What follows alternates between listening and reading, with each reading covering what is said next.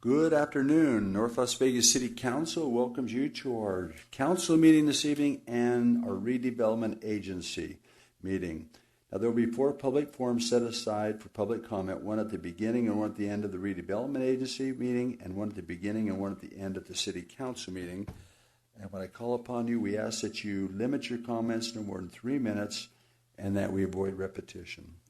Madam City Clerk, are we in compliance with the Nevada open meeting law? Mayor, yes, we are in compliance with open meeting. Thank you. Wonderful. Tonight we have the opportunity to have the invocation given by Mayor Pro Tem Isaac Barone. Followed that, we'll have the Pledge of Allegiance led by Councilman Churchill. Please rise.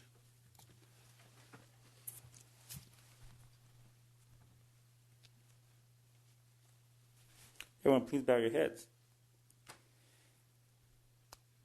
Dear Lord, I come here on behalf of my city. First of all, to thank you. Recently, our city was allocated and given resources to begin vaccination of our people, especially the most vulnerable people in our city. And our EOC team did a fantastic job in a very efficient manner, and they are literally vaccinating thousands of people each day. We want to thank you for your kindness in making this possible. We want to thank you for the wisdom and for the teamsmanship that made that possible. We ask you to please, in particular, bless the members of our EOC team who are delivering these vaccines to safeguard, again, those who are most vulnerable. We ask you to please look after our first responders. Keep them safe, guide them that they might be safe in protecting the rest of our community. And as for tonight, we ask you to please guide this city council to give us the wisdom in weighing these most important decisions to guide our city forward. Thank you very much. Amen. I pledge allegiance to the flag of the United States of America and to the republic for which it stands, one nation, under God, indivisible, with liberty and justice for all. Thank you very much, Councilman. Now I'm going to adjourn this city council meeting for a quick redevelopment agency meeting. Councilman Barone will take over. Councilman? Thank you, Mayor. And let me just use this as my impromptu gavel.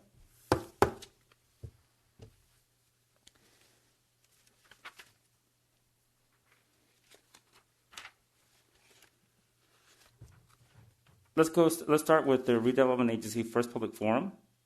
Now is the time to speak on any posted Redevelopment Agency agenda item. Madam City Clerk, do we have any written comments or callers? Chairman Barone, we do not have any written comments or callers for the Redevelopment Agency at this time. Thank you so very much. Let's move on to the public forum. We just did that. Let's move on to the agenda. Item 1, approve redevelopment regular meeting agenda for February 3rd, 2021. Chairman Barone and agency members.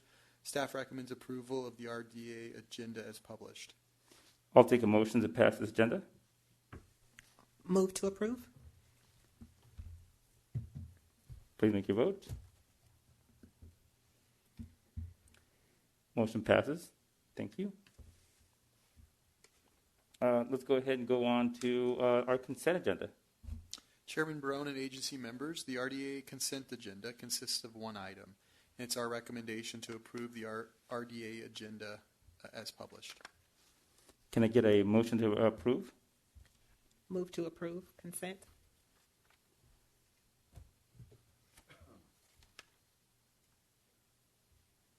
Motion passes. Okay, moving right along. Let's head over to public hearings. Item 3, pass and adopt RA Resolution Number 36, permitting lease of certain real property owned by the City of North Las Vegas Redevelopment Agency to Rec World, Inc.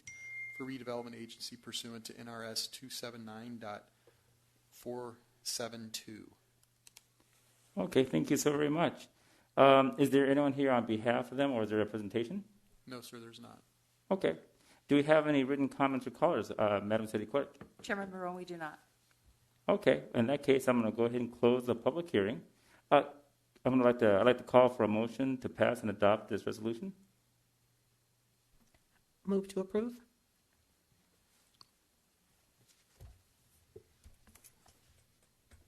Motion passes.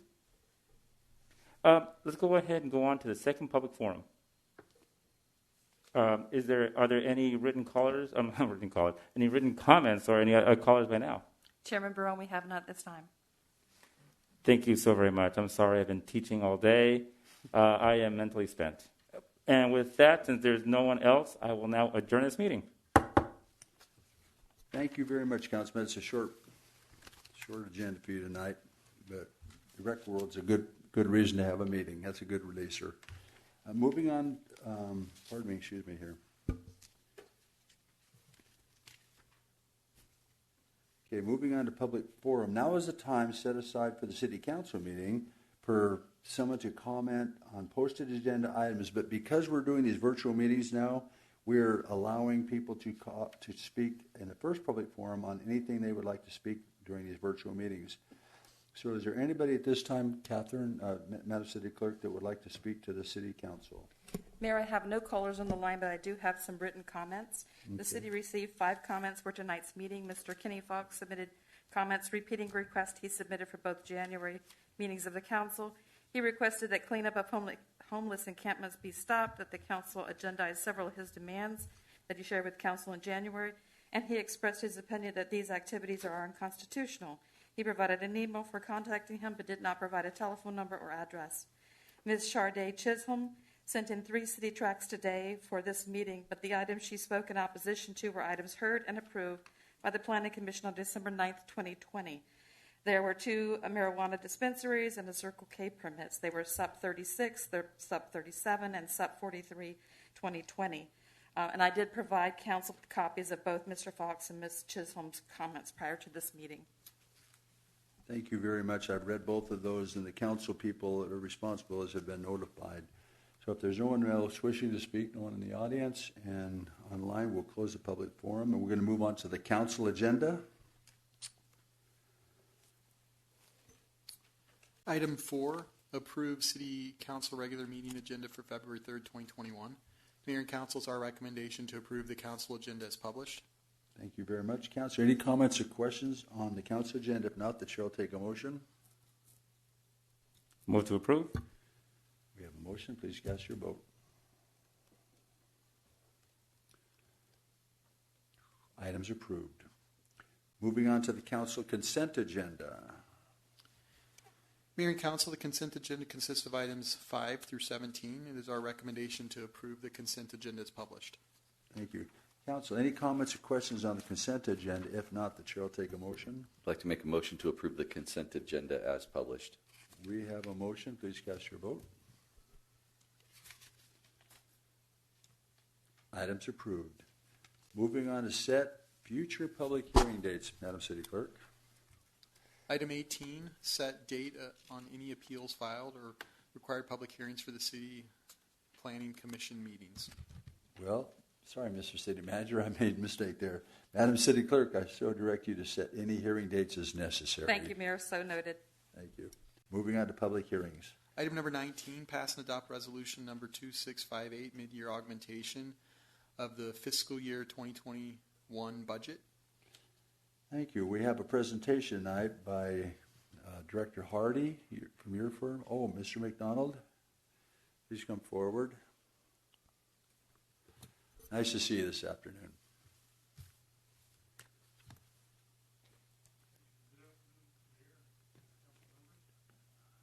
I think that's good. Here to present this resolution for the mid-year budget augmentation. Have the clicker. Moving to page 2. This budget augmentation is in total of $59.7 million. On page 3, I would like to point out bullet number 3. These are for all items and agenda items. It increases the appropriations from July 1 through December 31 of 2020. The next page outlines the reasons for budget augmentations, which I'm sure you're well aware of. The next several pages detail the $59.7 million. I'd like to summarize some of that for you so that it's not elongated. On page 6, Well, let me ask you a question real quick. Do you want to, we have a short meeting. Is there anything you would like to mention on this rather than just read? Is there something of interest to you? the thing that I want you to know is of the $57.8 million, there's in essence 3 items that make up 96% of it. Oh, okay, good deal. They are the project carryovers for $14 million. They are the CARES grant and a few other grants for about $28 million, and the establishment of the stabilization fund for $14 million. That makes up the $57 million of the total amount. Okay, that's The rest is all detailed in the presentation, and we recommend approval.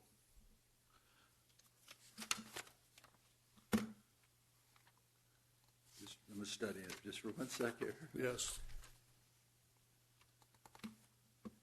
Well, I think the state will be happy with the finances of the city of North Las Vegas. I think our director and you are doing a fine job. And how's that relationship going? You guys deal with the state very often? We do, yeah. And we're current with all the reporting and everything. We're up to speed? We are. Good. Well, you got a good city manager then, I can tell you. All right. Thank you very much.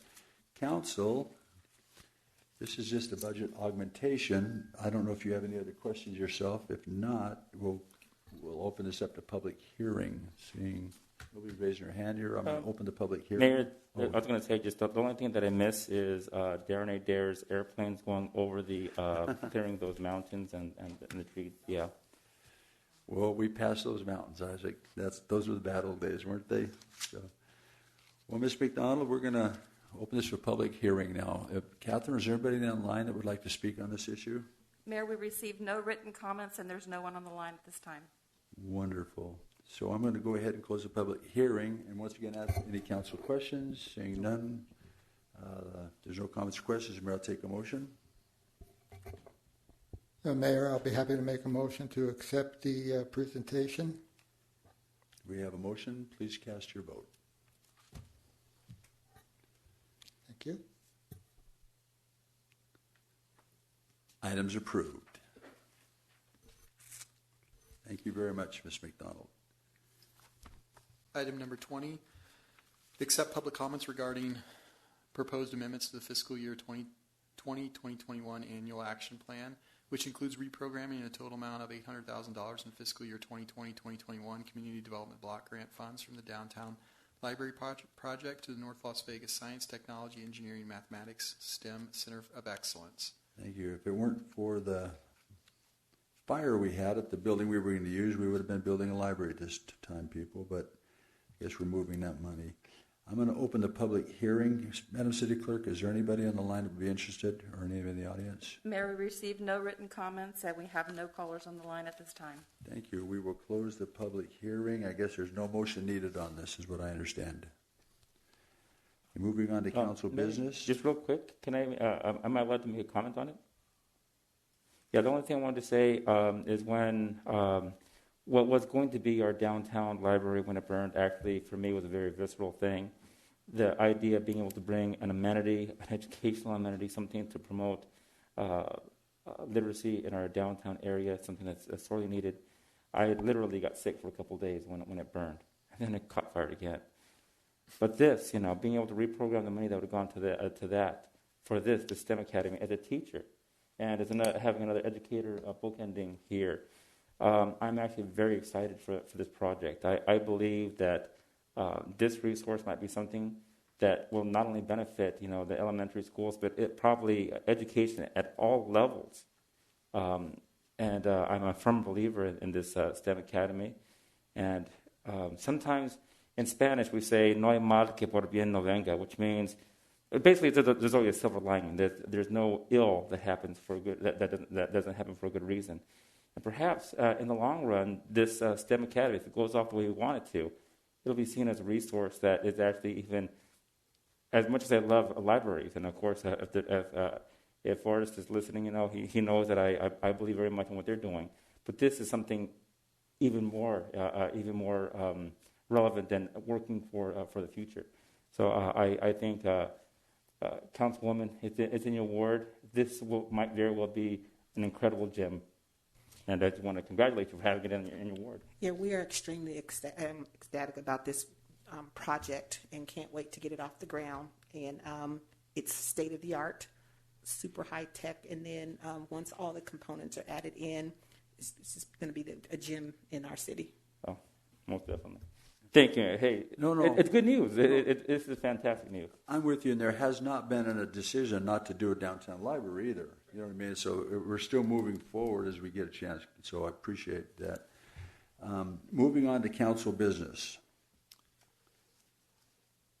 Item 21, receive presentation by Dr. Dustin Mankel, Region 1 Superintendent, regarding the quarterly report for the Clark County School District. Thank you. Doctor, are you here? I see no one coming up with a presentation.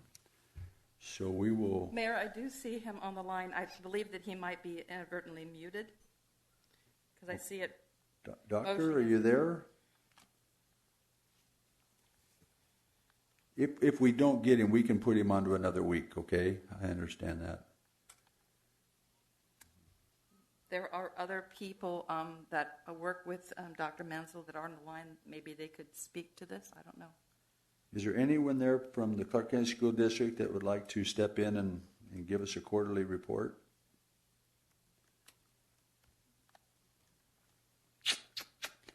Tell you what, why don't we just move on and see if we catch him later, okay, in the program today? Hey, Mayor, thank you. So let's hold in advance 21 to see if we can get the doctor on the phone. Let's move on to 22. Okay, thank you, Mayor. My understanding is they can hear him online. We just can't hear him in chambers. So we're going to try and see if we can work that out, Mayor, and we'll try and see if we can work that out. So I know Alfredo's in the back, so he's on that right now. Okay. Trying to figure that out for us. So when he notifies you, would you let us know? We'll stop that. Okay, let's go to 22, though. Item number 22, receive annual audit report for the fiscal year ending June 30th, 2020, and approve management's corrective action plan in response to scheduled findings and questioned costs. Thank you. Mr. Piercy, I'm sorry, Will. I see Mr. Piercy with you. Our Director, Will Hardy, is at the podium right now. Finance Director. I'm grateful for the opportunity to speak to you today. Yes, I have Ralph Piercy with me from BDO. Before I turn the time over to him, I just wanted to give you a brief overview. We're here to present to you the comprehensive annual financial report for fiscal year ending June 30th, 2020. Overall, there's been an improvement in the financial position of the city. The improved financial position is due in large part due to the actions taken by management under the direction of City Council to prepare for the economic downturn that has resulted from this global pandemic. As you know, the city of North Las Vegas is currently experiencing double-digit unemployment. In fact, based on the metrics produced by the state, North Las Vegas actually has the highest unemployment in the state, higher than any of our neighboring cities here in Clark County, and almost double what you're experiencing up in North Las Vegas. So again, that's another indicator that our community is experiencing more than their fair share of the economic downturn coming from the pandemic. Before you leave, just in your position, I know you've been on the phone with some Wall Street kind of people and stuff like that. We're stable right now, right? I mean, we're strong, stable in their minds. Yes, so that's what we're here to present to you today. Because of the actions that we took last year to do a soft hiring freeze and a soft spending freeze, I think we've put ourselves in the best position possible to withstand the storm that we're currently experiencing. So I don't want to be completely negative. I think that the city has done what they needed to do, but I want to also emphasize that there's a lot of uncertainty out there, that with the unemployment that we see, you also have the moratorium on eviction notices coming up. There's just a lot of uncertainty still in the market, and I think that we have done what we should have done to prepare for that. But it's the full recovery is still years in the making. Okay, so when Mr. Piercy gets done, would you just stay close to the microphone? You bet. With that, I'd just like to thank the BDO team, Jessica Diaquino and Angela Go, and clearly Ralph for all their hard work, and I'll turn the time over to him. Thank you. Welcome. Thank you. And thank you for the opportunity to continue to be of service. We think the city of North Las Vegas is a very important client to us, and we hope you feel that we treat you that way even during these trying times that we had this year. I have with me Jessica Giacquino with me, and she was the manager that ran the day-to-day activities of the job, and she was the primary person interfacing with your staff.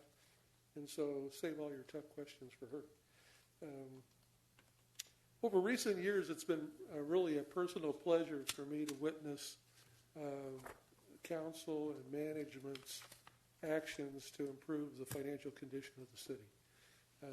And now it's also a pleasure to see how you're reacting to the COVID emergency. And so we can congratulate you on those efforts. You should know that management cooperated fully with us in the process of doing our audit. They get a lot done with a relatively small staff, maybe too small sometimes, but with a relatively small staff. And we thank Darren and Will and Debbie and others for their hard work and efforts in what was a very difficult time. You know, the ramifications of COVID and working remotely and social distancing and partial in the office days and all that kind of stuff just doesn't work very well for the kinds of work that we do. And so there were some circumstances literally where it took twice the effort to get the same job done during the engagement. Normally, you know, we would be done in November, and here we are in February.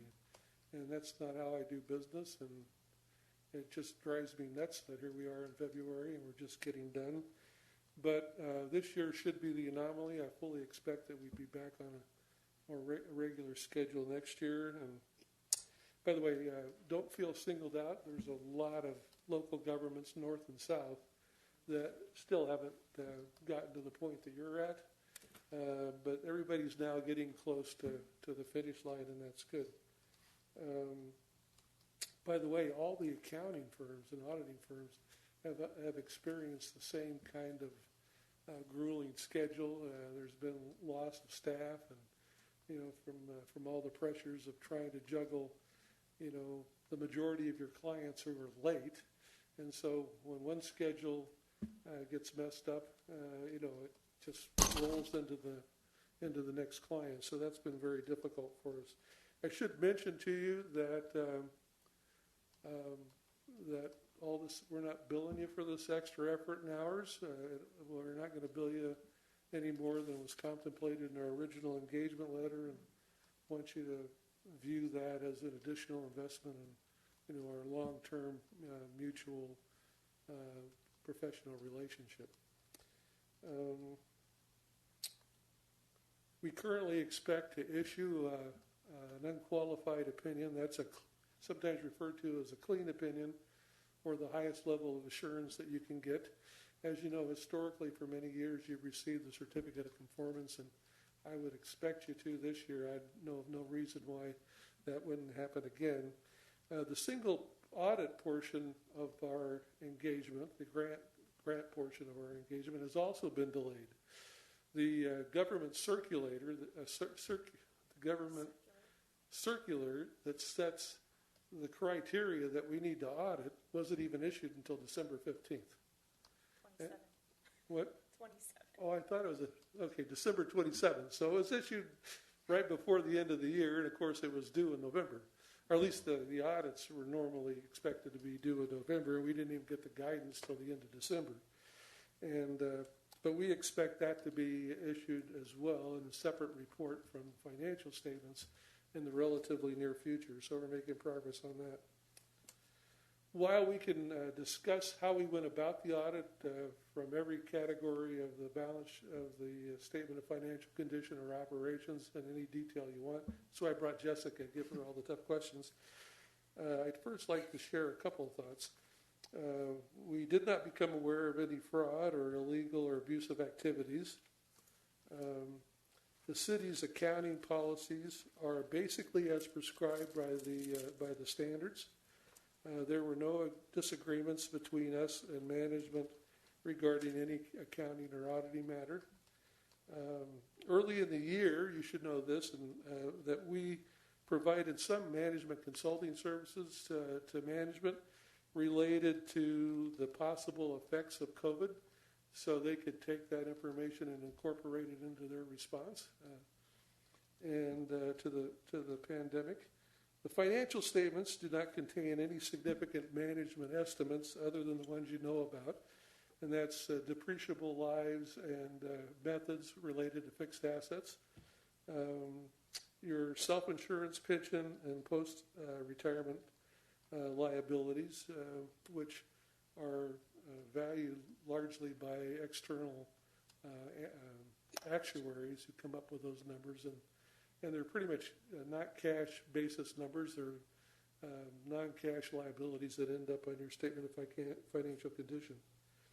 We observed that there is still some inadequate review of journal entries. Is still an issue. This year we observed it primarily associated with routine, reoccurring kinds of journal entries, which also affected the timeliness of review. The deficiency was likely aggravated by moderate staff turnover. Whenever you lose staff, you lose some institutional knowledge, and there's training that goes on and so forth. There's one circumstance where you kind of got it right for 2 or 3 quarters, and the last quarter wasn't reviewed and it was wrong. So there's a few situations like that. We recommend, and I think management would agree, and you can talk to this if you like, that they develop a month-end closing checklist. So these required reviews are happening routinely, so there are no surprises at the end of the year. With that, I'm going to turn it over to you for questions, and remember to address them to Jessica. I'm just kidding. We'll both field them. Whatever you have, we can field it, I think. No, first up, your staff is very efficient, and I know that we were waiting, they were waiting. That because of COVID, we recognize that it was going to be tougher on you guys this year. We appreciate you understanding that with 15% employment, we really couldn't pay you more money, but we have that professional relationship with your firm. It's just been excellent, and we're excited. This young lady, I've met her a few times, and she was hard at it. Thank you. I have a question, but does anybody else have any questions? This month-end closure, I understand what you're saying on that. Will, do you want to just take a second? I mean, I know you're working on stuff with Ralph, and I know you've got some people out there that you're trying to hire to work with you, but what is it going to take to solve that? I think at this point, Mary, we just need to do it. So I want to make sure you guys understand that a lot of this is already being done. What it needs to be done is just formalized. I think a lot of the entries are being reviewed, just not all of them. And so we are working on a formal checklist that goes down the list on every major account, so that these things aren't found in the audit, that they're found prior to the audit. But again, I want to emphasize that it's not unnecessary. It's not fraud. It's not mismanagement. It's just we need to do a better job of reviewing the entries in a timely manner. Okay, and we recognize that was one of the tasks that you were going to take on when many tasks that you've been able to work with. You're down to about your last one, you think? Yes. As you know, I believe I came here last year and mentioned that this was a goal for us. And then keep in mind, we finished up the audit in December, and then COVID hit in March, and so we were not able to affect some of the changes that we planned to do. No, that's fair. That's a good answer. Council, do you have any questions for Mr. Piercy? Seeing none, Rob, do you want to close it out? Just again, we thank you for the opportunity to be of service. We really hold the city of North Las Vegas in high regard. Hope you think we've been helpful in the history, and look forward to continuing to be of service. Thank you very much, Ralph. You've done a good job. So there's no further comments or questions or anybody from the public that needs to visit? Mayor, I just wanted to very quickly thank Director Hardy, especially thank Debbie Barton and Annie Chan, who are in the room in the back, his team, that they work a lot of long nights, weekends, getting this together, and Thankful for Debbie and her leadership and their team and the efforts that they put in making this happen. And I know that Director Hardy blames COVID, but COVID's not an excuse. It's just a worldwide pandemic that we're not going to use as an excuse. I think that's the same use Director Adair used, too, about 2 years before COVID started. Yeah, he was pre-COVID excuse. Yeah, pre-COVID. Well, Debbie, you and your team back there do a great job. We appreciate, Annie, all you guys are doing for sure. Thanks for being at the meeting today. And while I said that earlier, we second it again. So. All right. Thank you very much for your staff. So if there's no other questions, Ralph and Will have left. We're going to call for motion to approve management's corrective action plan. Chair will take a motion. Mayor, I'd like to again reiterate your congratulations to the entire team. It's good being part of a team here with a financial acumen to guide the city in the right direction. And with that, I'd like to make a motion to approve. It's a good motion. We have a motion. Please cast your vote. Items approved. Moving on to ordinances, final action. Item number 23, pass and adopt, pass and adopt ordinance number 3061, authorizing the issuance of the City of North Las Vegas, Nevada, and its general obligation limited tax refunding bonds, additionally secured by pledged revenues. Series 2021, ratifying action taken by city officers toward the issuance of such bonds and providing other matters relating thereto. Thank you very much. There's no presentation, but Mr. Shiver is online if there's any questions from the council. Any questions on this item? Not, the chair will take a motion to adopt ordinance number 3061. Make a motion to approve. We have a motion. Please cast your vote.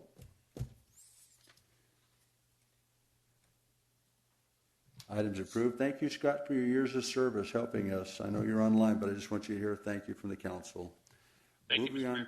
Oh, there you go. Moving on to ordinances, introduction only. Mayor, Council, item 24, introduce ordinance number 3055, an ordinance related to zoning, reclassifying approximately 4.50 plus or minus acres in the zoning map of North Las Vegas from an RE Ranch Estates District to an R1 Single Family Low Density District, ZN 21-2020, Centennial Commerce for property located north of Centennial Parkway, approximately 408 feet west of Commerce Street, and providing for other matters property related thereto.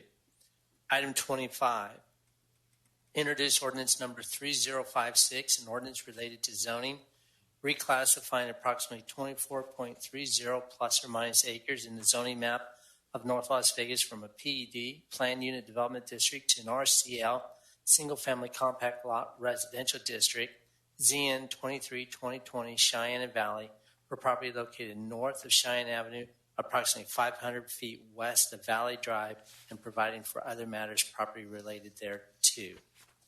Item 26, introduce ordinance number 3057, an ordinance related to zoning, reclassifying approximately 2.04 plus or minus acres in the zoning map of North Las Vegas from an OL, Open Land District, to an M2 General Industrial District, ZN 24-2020, Tropical Assemblage 2.0 for property located at the southwest corner of Centennial Parkway and Beasley Drive, and providing for other matters property related thereto. Item 27, introduce ordinance number 3058, an ordinance related to zoning, reclassifying approximately 0.05 plus or minus acres in the zoning map of North Las Vegas from an OL, Open Land District, to an M2 General Industrial District, ZN 25-2020, Tropical Assemblage 2.0 for property located south of Interstate 15 and approximately 660 feet southwest of the intersection of Centennial Parkway and Beasley Drive, and providing for other matters property related thereto.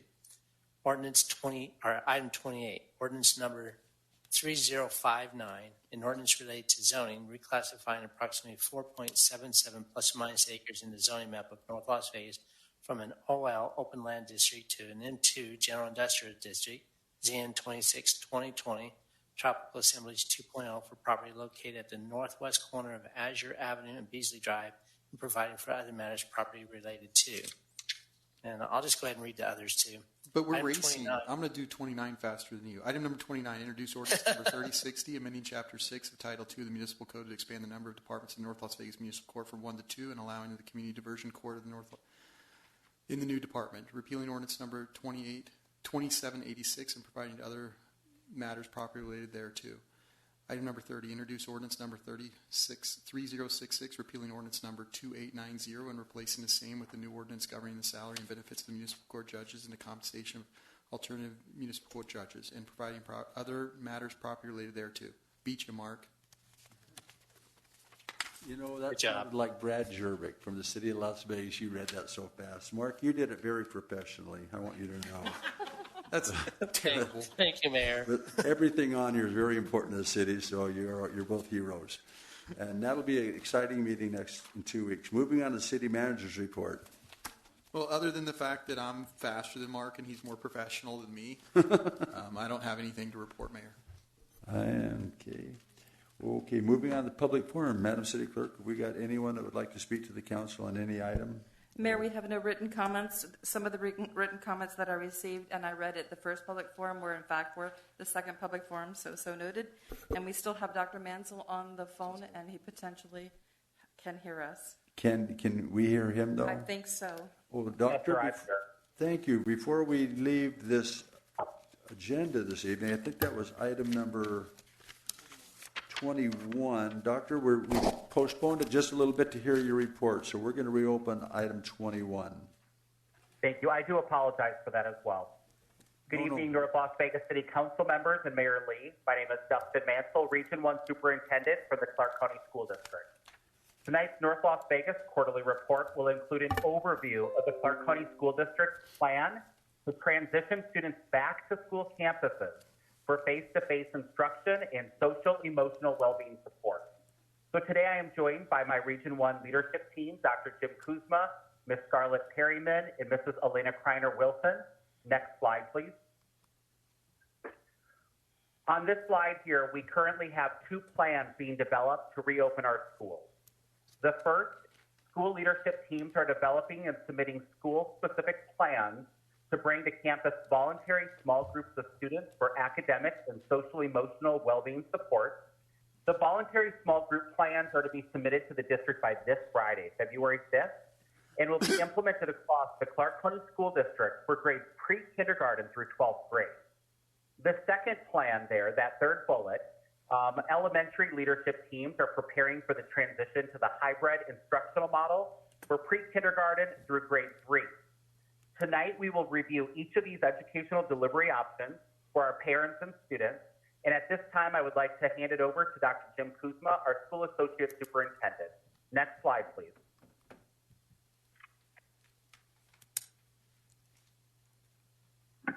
Good evening, North Las Vegas City Councilman and Mayor Lee. This is Dr. James Kuzma. I'm happy to be here tonight. Full-time distance education will continue to be an option for all students participating in pre-kindergarten through grade 12. Although some students experience many successes during full-time distance learning, we understand the delivery model is not conducive to all students' needs. We observed some troubling data during first semester. We saw an increase in the number of students earning B's and F's in their coursework. And due to this concern, the district will be implementing voluntary small group instruction to provide intervention and acceleration activities for students. This data also sparks the importance of beginning to transition our students into the hybrid instructional model. Social emotional wellness continues to be a concern across the Clark County School District. School teams have implemented a multidisciplinary leadership team. This team is responsible for monitoring the social emotional wellness of students and provides interventions and support when the need is identified. District-wide professional learning opportunities continue to be provided to all support professionals, teachers, and administrators. The district's Curriculum, Instruction, and Development Division continues to work with schools and departments to identify teaching and learning gaps, and has been developing professional learning to support and improve full-time distance education in grades pre-kindergarten through 12th grade. this time, I would like to introduce Ms. Scarlett Perriman, School Associate Superintendent.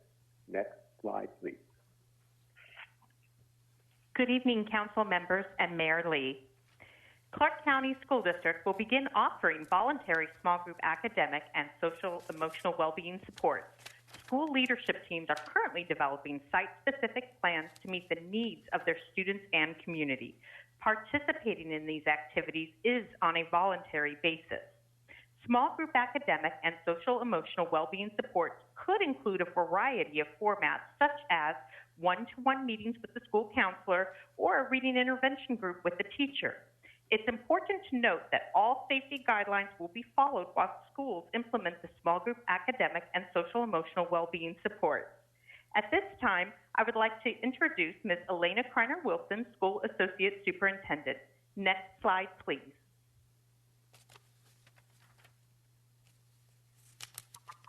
Good evening, council members and Mayor Lee. The hybrid instructional model for pre-K through grade 3 will begin on March 1st, 2021. The hybrid instructional model includes a combination of face-to-face instruction and distance learning. The hybrid instructional model consists of 3 cohorts. Cohort A will attend face-to-face instruction on Monday and Tuesdays and will participate in distance education on Wednesday, Thursday, and Friday. Cohort B will participate in distance education on Monday, Tuesday, and Wednesdays, and will attend face-to-face instruction on Thursdays and Fridays. Cohort C will participate in full-time distance education. Parents are given the choice to select either the hybrid model or full-time distance education. It is important to note that all safety guidelines will be followed while schools implement the hybrid instructional model. Next slide, please. We would like to take this time to thank the North Las Vegas City Council and Mayor Lee for their continued work and for providing us the opportunity to share the quarterly updates. Thank you. So this is an interesting time. This is question time. We've got 2 educators on here that I hope have questions, but also I just want to make this known, this is City Manager, since everyone in the city kind of is under your leadership of sorts. If you have questions or the city attorney has questions, I'd like to open it up to you guys too, okay? So Councilman Barone, do you have any questions? I'm going to go to you next, Pam. So Councilman Barone. Yes, thank you, Mayor. To begin with, I'd like to, of course, say hi to my former boss, Dr. Kuzma. I hope you're doing well. I haven't seen you in a while, but I hope you're doing well. I just saw that the CDC is recommending that teachers do not have to be vaccinated before schools open.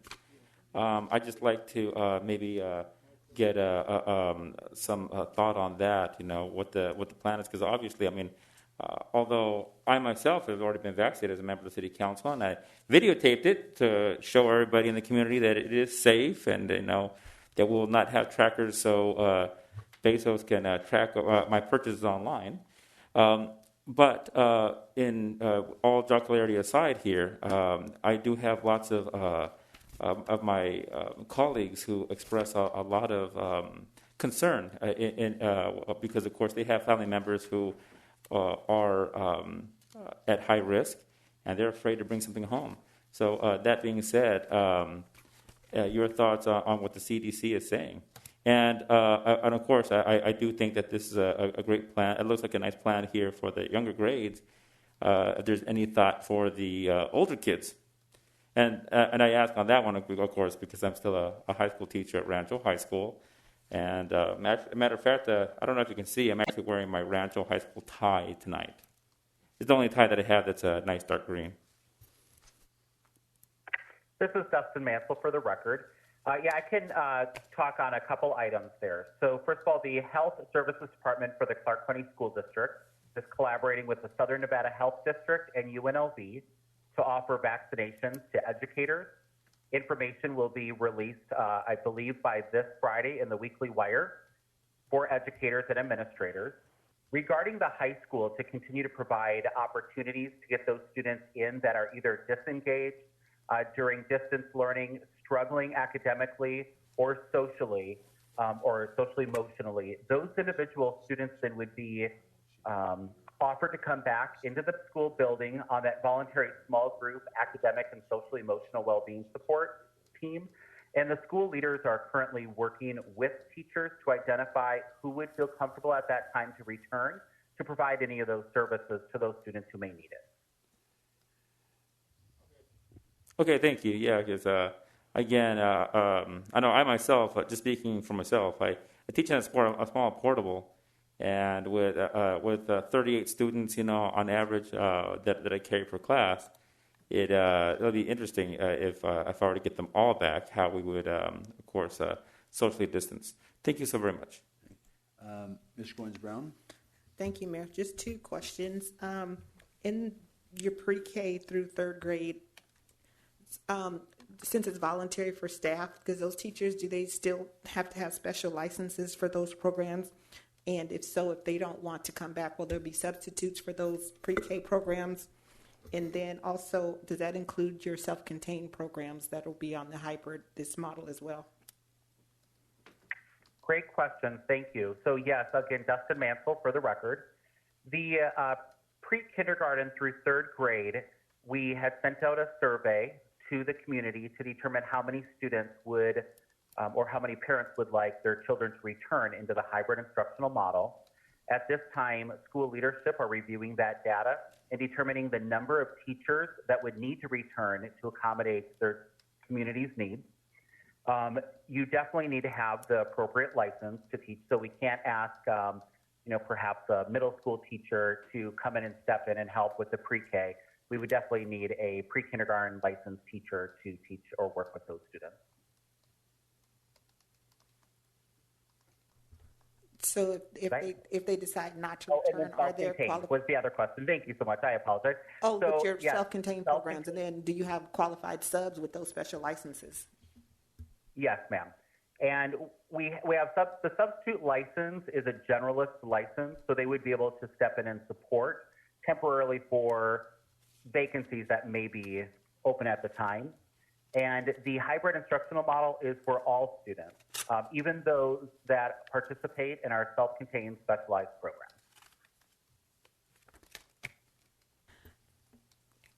I'm just trying to think how to, thank you for those answers. And then as far as parents with, like a student with a disability, like with and IEPs and all those kind of things, with all the confidentiality laws, how does that play into all of this, or is it the same? I'm not quite sure if I understand correctly, but I will try to answer what I believe. It would be the exact same. If we have a child that has an IEP for a disability, let's just say autism, and they are returning to school on the hybrid model, we would ensure that we have a special education teacher providing those supports when face-to-face instruction is being provided. Okay, that answered my question because I don't think I asked it correctly, but you did answer it. Thank you. Okay, absolutely. Councilman Black. Yes, thank you. Dr. Mansell, question for you. We went to a full distance learning model to finish last school year. We started this year with the distance learning model and have come well into the school year. I know it's taken a tremendous amount of effort and coordination and planning to make this big step back into the classroom and the hybrid model on March 1st. Do you anticipate this being the only large structural scheduling change for the duration of this school year, or can we anticipate more big changes between now and the end of the school year? Another great question. I do not have an answer to that. I do apologize. That would go back to Dr. Jara and the Board of Trustees, but I will definitely look into that, and if you do not mind, I am more than happy to submit that in writing. Thank you. Madam City Attorney or the City Manager, would you like to pipe in? This is a pretty important subject. Yeah, I have a couple of questions. One question is in regards to this first plan of the limited reopening. Is there any expectations on the part of CCSD for any after-school safe key type programming or before-school programming? For the voluntary small group academic and social emotional well-being support, before and after school or safety would not be included in that plan. However, the hybrid instructional model for pre-kindergarten through grade 3, they would offer that safety programming. And I believe the district at this time is working with those community resources. Yeah, and I think whenever the hybrid program was first presented last year at the end of the summer, there were concerns as far as the sites and how we would use for SafeKey. Have those issues been resolved with all the municipalities, including the county, that had concerns with how this would work for both employees as well as the sanitizing afterwards? There's two different departments that are working on this particular plan. When we, as the region leadership, work on the plan, we're working directly with school principals regarding the operations of teaching and learning. There is another department within the district that works closely with community resources like SafeKey. They do have within our transition plan all the protocols that are required for the health and safety, including the cleaning or sterilizing of any sort of equipment, manipulative devices, or work location for students each day. And what kind of, on the assumption that you go to a hybrid model, what kind of runway lead time are you going to provide municipalities as far as before that starts? Our target plan is to begin the hybrid instructional model for pre-kindergarten through grade 3 on March 1st. Okay, how many times have you guys had, and I know, and I don't want this to sound harsh towards you because I know that you're just, you're all doing what you can, but how many times I guess the concern is we've talked about, you all have talked about a hybrid model several different times, and it's, not gone through your board. I know your board's different now, but it takes us time to hire these individuals. I know there's a lot of people in the community that have had some different degrees of consternation about the fact that CCSD employees have remained on payroll despite the fact that lots of them have not actually been working. And that's a benefit to CCSD because you guys are then able to flip a switch and presumably start operations again because you have all these employees on payroll. They don't have to go through HR, background checks, all that other stuff that you normally have to do to stand up a business. However, for us, for Las Vegas, for Clark County, for Henderson, we all have to go hire, bring in people in order to provide this service, and it takes a little bit of a runway to do it. And considering we've already started and stopped this a couple times, we're not going to commit the resources for, just based on the, at times, fanciful whims of the trustees. Mm-hmm. I appreciate the input and the questions, and I'll definitely bring that concern back to the superintendent. Okay. And then another question is, this is, since this is a quarterly report that you all are providing here at the genesis of the legislative session, what are you guys' legislative priorities for this session, and how can we help? I can have the communications office also reach out to the council there in North Las Vegas to provide that document, and then any ways that they would be able to support. And the chief of staff team would be able to support you and provide that information, so I will make sure that is provided to you. Okay. Is that the final question from the... It is, and I'll just make a comment just for mayor and council, and also something that CCSD can take back to their team. I'm sure they don't have any comments on this comment that I'm going to make, but we have been talking with stakeholders. Mayor, you and I were in a meeting today with stakeholders of the city that are looking at bills that would modify the structure of the Board of Trustees to include professionals that are involved in education and as appointed positions to help kind of normalize some of the processes there and the way that they conduct business. So that's just something for council to know. We're fielding a lot of questions, and we'll be taking probably some kind of a role in that as being the only active school district in the valley right now, public school district. It's no surprise that North Las Vegas has taken a bit of a different position on this. CCSD is a valuable partner for us and essential for our community. and it's very important that, while the buildings are closed, school is still open. It's just unfortunately open in a way that does not provide the kind of educational model that is helping a lot of our most vulnerable students, which is why we stood up SNUMA and why we've dedicated resources and time and energy to providing something. So that was just a comment. I do have one final question, and I think it might have actually came from Cass, but we've one of the concerns is we've met Mayor and as I've talked with council members is on the other kinds of activities that our youth are doing. As far as school's one thing, and there's only so many students that we can provide space for a quality educational seat in SNUMA. But another thing is the after-school activities, and I think one of the things we've seen in particular in some connection with some of our completed and attempted suicides in North Las Vegas are students that were active in extracurricular activities. And so we've been working with staff and with parks on providing a different approach to after-school activities. And one of the things that would help us in this regard of being able to use and leverage our parks department to provide extracurricular activities, granted we're not going to be able to provide the same kinds of teams and tournaments and state play that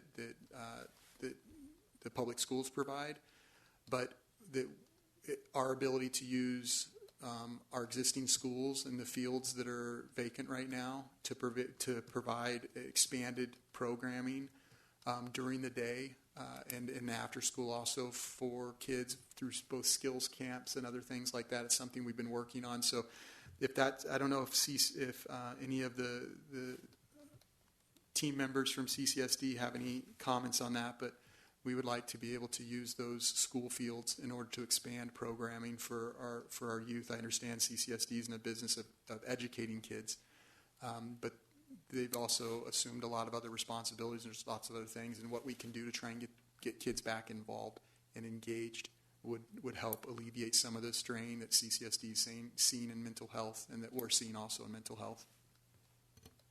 Justin Mansell for the record. Thank you for sharing those concerns. I hear it. I understand. I understand completely where you're coming from. And again, I will take that concern back to Dr. Jara, the Board of Trustees, and also the Cabinet. Is that you finished? Councilman Churchill.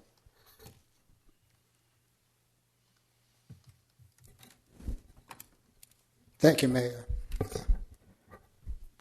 Dr. Mansell, thank you very much for yourself and your staff giving a very detailed report over here to us as council members in North Las Vegas. The subject matter that you've been speaking to, of course, is very important right now with the pandemic and the education of our children. But let me take you back in time just a little bit, maybe about a year or so ago, when myself and our Chief of Staff, Dylan Goldberg, had sent a letter into who used to represent you over here at council meetings, Mr. Grant Hannavold. I happen to represent Ward 4, which includes Hayden Elementary, Ruby Duncan Elementary, and Legacy High School. So I don't want to sound brash myself, but I see a lot of work going on in different areas, and I have to tell you that sometimes I feel that North Las Vegas is treated like Mikey of the Valley over here. I don't think the questions or the concerns that I have that I'm going to bring to you now would be a subject matter for any of the schools in Summerlin or any place else in the Valley. But two of our schools over here are in definite need of maintenance repair and safety repairs. And I'll identify it as being Ruby Duncan as the first one. We're just on the south side of Deer Springs where Legacy High School is. And I may add that Legacy High School is clearly going through, I would say, an expense right now of replacing all of the grass in their football fields. But by the same token, it's been over a year that we've been trying to get lights replaced along the street by Ruby Duncan, broken glass, maintenance issues. water leaks, and I'll include a little bit of Legacy High School with that because I live very close by over there, and I could tell you that I've taken pictures of the areas in question that continually are let go, and I'm not blaming anybody in particular. I'm just wondering why, since the schools have been closed for about a year now due to COVID, that we haven't had a chance to have maintenance come in and address those lights. The last count of the street lights that have been out around Ruby Duncan was 28 lights. That makes that area behind the community completely dark at night, where kids hang out, cars go down there. And I don't think it's very safe, even though the school is closed. Those streets back up to homeowners' homes over there right by Ruby Duncan. I lived in that community and live in that community for 20 years. I was at the ribbon cutting of Ruby Duncan, and I've seen it gradually deteriorate. So I know that money is tight, but I also get the sense of a lack of priority when it comes to dealing with these issues. These are safety issues for the families there as well as for the school children and the families that come in there and pick up the children, particularly when it gets dark earlier in the evening. So I'm kind of running out of people who to tell. So if you have names of people that I can convey this to that'll help get this thing done, I'd appreciate it because this is an important item to us all over here as a community. So, get back to me, get back to our Chief of Staff, Dellen Goldberg. And I believe, if I'm correct, there was one school that Ms. Dellen Goldberg identified in Councilman Barone's ward that was also in disrepair. And I'm sure there's others, but these were at least the ones that we had brought to the attention of CCSD back when Grant was here. Thank you. Thank you very much, Councilman. I'm sure that's noted, but if we need to send that information on, we'll get that out for you. I just have a couple of quick questions, easy ones. It says here transportation may be available for these activities. And I guess my question is this to and from school? Is that called the activity on the small group academic and social emotional well-being support page? Yes, Dustin Mansell for the record. Uh-huh. And so, yes, we were able to work that out earlier this week, that transportation will definitely be working in collaboration with school leadership teams for students who are unable to get to school if they are participating in the small group academic and social emotional well-being support. Transportation will also be available for students participating in the hybrid instructional model for pre-kindergarten through third grade. Okay, so this is, I guess, a city manager question. If we are going to have kids going to and from school, are we required to have traffic guards for them? Yeah, that's a really good question, Mayor. Yes, we would be. And so we would have to know then what to expect from the school. Yeah, and that kind of goes. I lump that all together in there with our safe key stuff. But there's things that we have to do to ramp up for this. Let me understand this though. What you all are saying is you're doing. When does the small group academic for social emotional well-being support? When does that start? There is not a begin date for that yet. The plans are coming in on Friday.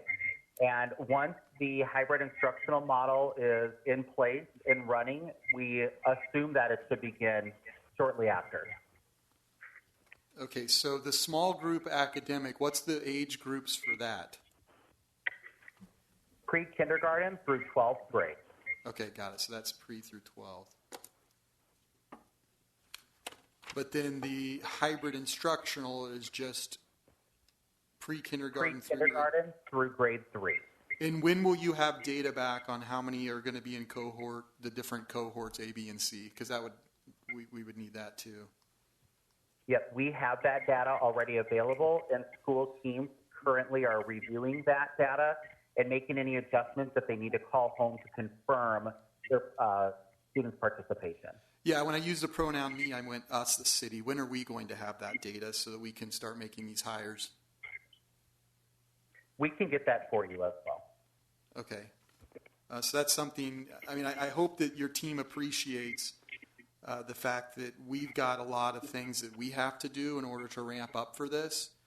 And I got to say that whenever your trustees tonight are discussing on whether they should keep their superintendent or not, and go into hiring a new superintendent, I question how serious they are about something like this and how much effort and time we need to devote to it to get it going. Whenever I don't see that that's really priority number one. I understand. Thank you. Okay, so I'm going to end it here. I have a question. So, Doctor, I don't know, is Jim Kuzma over you or you're over him? I don't know how people work. Who's the boss there on this phone? Well, I'm the lead of school supervisors. So, there are 4 of us. I am the region superintendent. Dr. Jim Kuzma, Miss Perryman, and Miss Elena Kreiner Wilson, they are associate superintendents. Okay. So have you been able to take down some of the questions and we will get responses? Yes, I've taken down every question, including the list of schools, Duncan, Hayden, and Legacy. Okay. And that information, Mayor, will also be shared with our facilities department, but we can also look into those concerns. Okay. So now I want to praise you while you have a responsibility. We've been blessed at Canyon, I think it's Canyon Ridge, is where we've been doing the COVID-19 shots.